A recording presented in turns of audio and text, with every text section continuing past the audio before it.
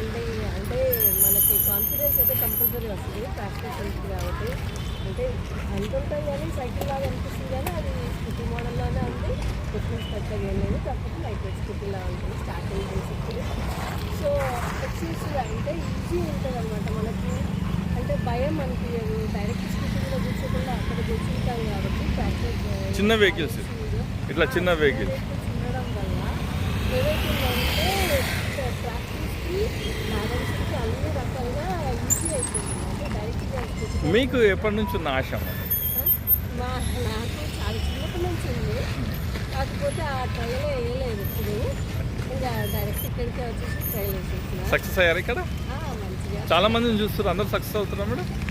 చాలా మట్టుకు 90% అసలు మొత్తం అందరూ నేను చూసిన వాళ్ళంతా సక్సెస్ అవుతుంది. సక్సెస్.